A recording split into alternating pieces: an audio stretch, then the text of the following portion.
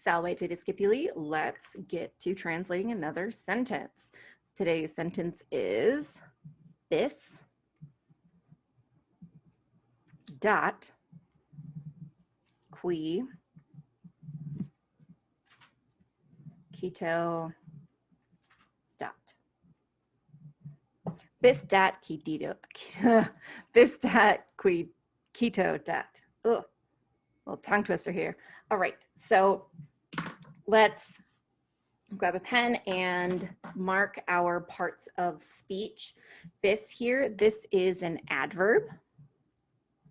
Okay, an adverb. Dat, this is a verb. Qui, this is a relative pronoun. We know it's a relative pronoun, not an interrogative, because we have a statement. We have a sentence. We don't have a question. There's no question mark here. Okay, so that's a relative pronoun. Keto, that's another adverb. And then dat here is another verb. All right, so starting with our verbs, let's figure out what this means. What I think that we should do is separate our sentence into multiple parts here. We have a relative pronoun. Let's make a relative clause. Well, let's portion out. Let's mark our relative clause. We start with our right here in front of our relative pronoun, and we go until we find a verb or the end of the sentence, whichever one comes first. Okay, so we have two different clauses here. We have bis dat and we have qui keto dat. Start with bis dat.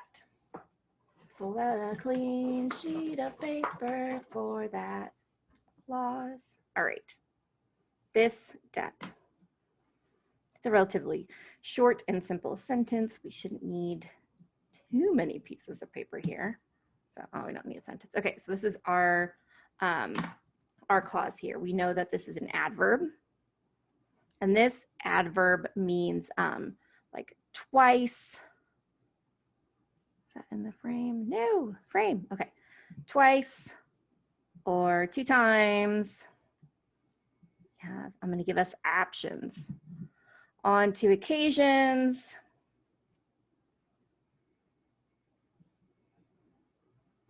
Or like in two ways. Okay, dat, this is a verb, and it comes from do, dare, dedi, datum. And since it's a verb, you know what we're gonna do? Now we're gonna practice some conjugating. Hooray, conjugating. So, like I said, it comes from the verb do, dare, dedi, datum. This is a what? Looking at our first, oopsies, there we go. Looking at our first principal part and our second principal part, ending in O, ending in ARE. This is a first conjugation. Okay, this means to give. So let's find our stem. So how do we find our stem? We take the second principal part, the present active infinitive, and we chop off the terminal ERE or the terminal ARE or IRE if it's a fourth conjugation. This, the terminal ARE, the terminal vowel RE is the whole rest of the word here. So the stem is just D. Yeah, the stem is just D. So let's make a chart. We'll just go ahead and underline it here. Ah, too many pens, trying to do too many things at once. Okay. Present. We have our singular here, first, second, and third. Get in frame, there we go. Don't quite need that much space because these are actually very short verbs or conjugates. Okay, so singular and plural. So D throughout.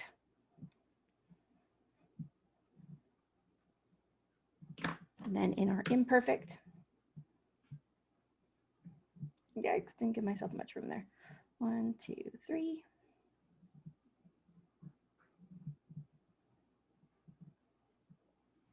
There we go. Eventually, maybe I'll edit these so that this part is sped up. But I'm not editing right now. I'm just kind of, you're in it with me from start to finish. That's just how we do at this point. Nobody's got time for editing right now. Okay, so D throughout the rest. D, D, D, D, D, D, D, D, D, D, D, D. All Ds. Okay, so now what do we do next? Well, in the first person present active, first person singular present active indicative, which is also our first principle part, we just pop an O in there and then it's done. For everything else, we got to throw the vowel in. It's a first conjugation, so it gets to retain its thematic vowel, which is what? A. Your thematic vowel comes from the terminal RE there. Okay, so let's throw the A in everywhere. A goes in A. A, A, A, A, A, A, A, A, A, A, A, A, A, A, A, A, A, A. So in the present, we just throw on our personal endings. We don't have any other additions to add. We have our stem, we have our thematic vowel when we're in first conjugation and second conjugation, and then we have our personal ending. So first person singular, we already added the O, do, that is I give. Second person singular, the personal ending for second person singular is S, das, you give. Third person singular, the personal ending is what? It's T, dot, he gives. First person plural, the personal ending is mus, damus, we give. Third or second person plural, the personal ending is tis, datis, y'all give. The third person plural, the personal ending is nt, don't, they give. All right, let's get into the imperfect and future, because in the imperfect and future, in the first and second conjugation have tense indicators. In imperfect, that is BA. So everything gets a BA, BA, BA, BA, BA, BA. In the future, the personal ending is BO in the first person singular, future active indicative in the first and second conjugation, BI in second person singular and plural, third person singular and first person plural. And then BU in third person plural. So D or DABO, DABI, DABI, DABI, BI, BU. Now we throw the personal endings on. In the imperfect, when it's not O in the first person singular, it's M. Except we're in the perfect system, but we're not in the perfect system. Don't worry about that. So first person singular, da bomb, I was giving, I used to give. Second person singular, the personal ending is S. Da boss, you were giving, you used to give. Third person singular, da bot, it was giving, it used to give. First person plural, mus, da bamus, we were giving, we used to give. Second person plural, tis, da batis, y'all were giving, y'all used to give. And then third person plural, nt, da bont, they were giving, they used to give. Okay, so the personal endings in the future, that O on da bo, I will give. S on second person singular, da bis, you will give. Third person singular, T, da bit, she will give. First person plural, mus, da bimus, y'all, we will give. Second person plural, da bitis, y'all will give. Third person plural and T at the end, da bunt, they will give. Now, what do we have in our sentence? We have dot, which is the third person plural. He, she, it gives. So what does this become?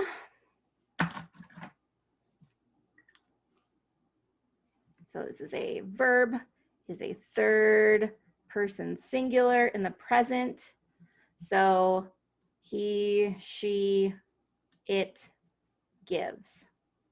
So twice in two ways. We'll use in two ways because in two ways actually works better for this sentence. So in two ways, well, I guess we'll use this color for adverb this time. So in two ways, he, she, it gives.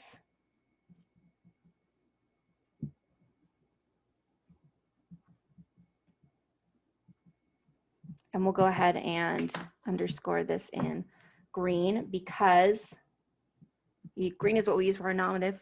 It's our subject. The subject is within the verb this time. If it's not explicitly stated, it's within the verb because the verb takes into account person. It takes into account its subject. It does not explicitly state its subject. Like if you said Puella dot, like Puella would be assumed to be the subject of dot here. But the way it is inflected here, that it has a T at the end, which is the third person singular, reflects that there is a subject, and it is in the third person. If this was an S, then the subject would be implied to be you. If the ending here was O, the subject would be implied to be me or I, even if I am not stated already in the sentence, okay? So that's our first clause here, in two ways, he, she, it gives. And now the second part of the sentence, qui, quito, dat.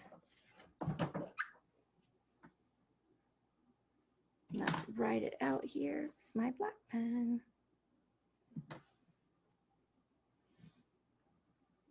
Oof, qui, quito, dat.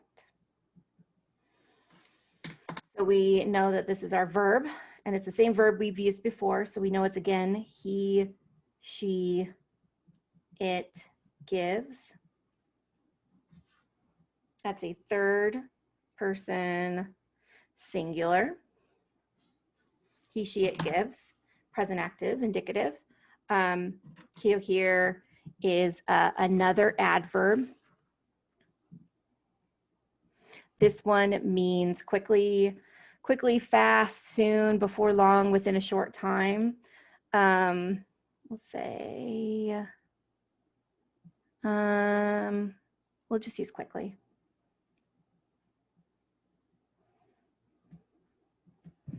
And then qui here is our relative pronoun. We need to have an antecedent, but wait, you say there's no noun to act as an antecedent. What do we do? So usually you need to pull from a noun, but we can pull from the assumed subject of our verb, because remember our verbs in Latin are all inflected. They all reflect tense, they all reflect person, they all reflect all of these factors. And so you can use that as an antecedent. I know that the subject of this verb is a singular third person because of the ending. So I can use that to be the antecedent of my relative pronoun. Okay, so my antecedent, we'll just kind of put it in brackets here, is the subject of the verb. Okay, so what do I know about qui here? If I pull out my relative pronoun chart here, the form qui is the masculine singular nominative form, or the masculine singular nominative plural form. So I know for a fact that this is nominative, and I know for a fact that it is masculine. Okay, so those are just the indications. That's just the information I get from qui itself, that it's in the nominative and it's masculine. So my subject is going to be he. So we'll just go ahead and underscore that here, he. And then what else do I need to know? I need to know, because the subject or the antecedent and the relative pronoun need to match in gender and number. I have gender, or they don't always need to match in case, because relative pronouns are within their own clauses and they act independently in those clauses in a different case. So I need to know number. The verb gives me singular, third person singular. So this is masculine singular. So he, who, he, and then we can go ahead and pull out our other sentence here, because we know from the relative pronoun that it is a masculine. If it had been qui, it would have been feminine, because qui is the feminine singular. All right, so what does this part of the sentence say? Who quickly he, she, or he, because we know it's a he this time, who gives quickly or quickly gives. We'll write it two ways. Who gives quickly, or who quickly gives. Okay, so now let's put those two together with, or the two clauses together with the original sentence, or with the full sentence here. So this is in two ways. Make sure we're in frame here. Yowza.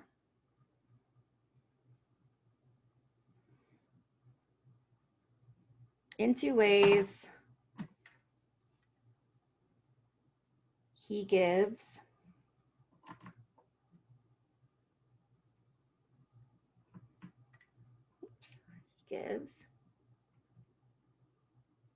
who quickly gives. So what does that mean? So this is our direct translation here. We do a direct translation first, and then you massage it a little bit and do a free translation to make it make sense in English. So you would have something like he who gives quickly gives twice, or he gives quickly gives in two ways.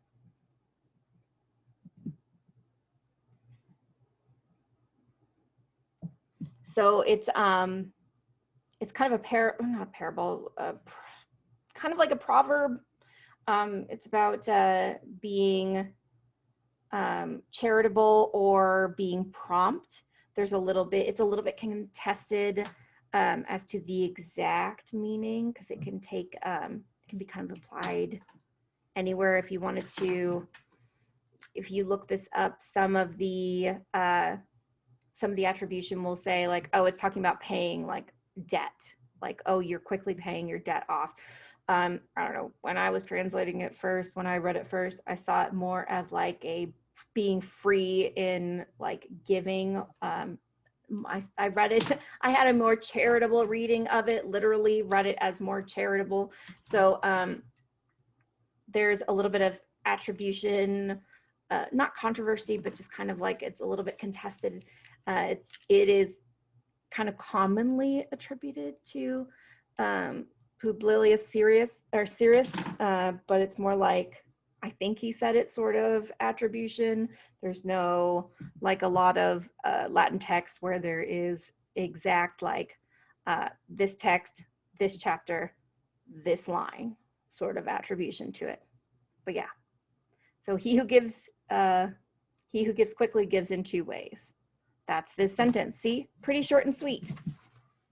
Come back and see me again for more translation, more Latin. Valete.